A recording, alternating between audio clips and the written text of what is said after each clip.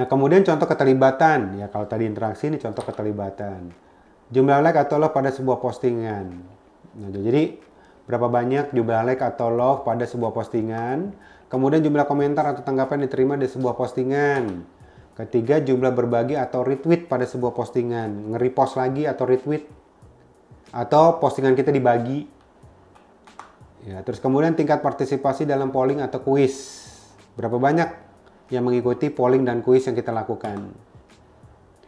Ya, cara untuk berinteraksi dengan pengikut dan pelanggan potensial. Satu, aktifkan komentar dan pesan, itu wajib ya. Kenapa? Karena kita mau berinteraksi. Ya, terus kemudian merupakan responsif atau tanggapannya itu responsif.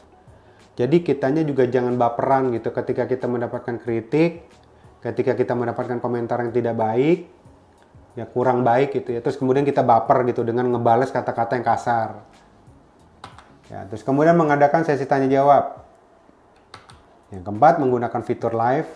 Ini juga udah banyak dipergunakan ya.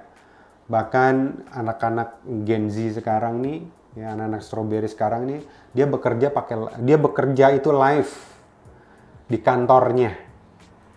Dibikin live padahal dia lagi kerja.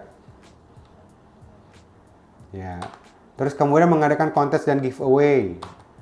Ya, kemudian yang keenam, mengajukan pertanyaan dan meminta umpan balik. Kemudian ketujuh, menggunakan poll dan jejak pendapat, hampir sama ya. Kemudian memperhatikan pengikut. Ya, jadi memperhatikan pengikut ini adalah bagaimana komentar-komentar, kemudian polling yang sudah kita lakukan ini benar-benar bisa berhasil. Terus komentarnya ini kan tergantung dari pertanyaannya. Biasanya pertanyaannya itu, apakah Anda puas dengan produk yang kami tawarkan atau yang sudah digunakan. Misalkan A tidak puas, B puas, kemudian C sangat puas. Nah, ini kita perhatikan bagaimana yang paling banyak. Kemudian feedback-feedbacknya juga harus kita berikan dengan feedback konstruktif. Ya, bukan kita nggak terima dengan apa yang diketik atau diucapkan atau dikomentari oleh para komentator kita.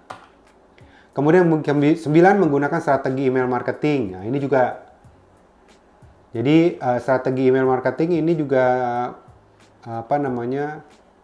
walaupun zaman sekarang udah mungkin udah sedikit yang mempergunakan ya, tetapi masih cukup lumayan ya, jujur kalau dibandingkan dengan dulu, dengan sekarang jauh lebih efektif zaman dulu ketika mempergunakan email marketing dengan zaman sekarang. Kenapa?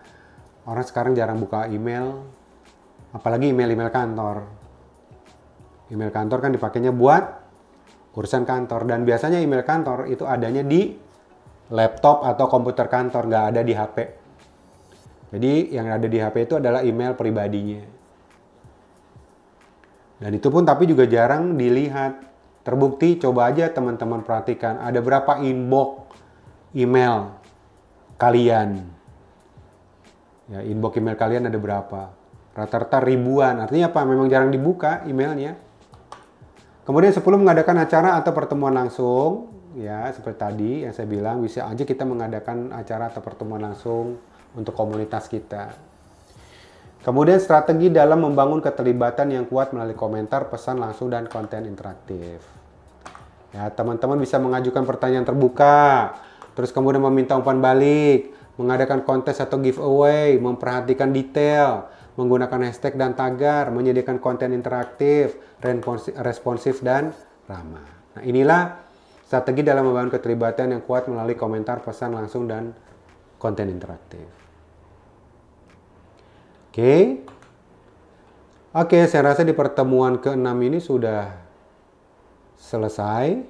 Ya, sampai jumpa buat teman-teman nanti di sesi mentoring ya, live mentoringnya yang kita akan bahas di sesi 6 dengan lebih detail lagi.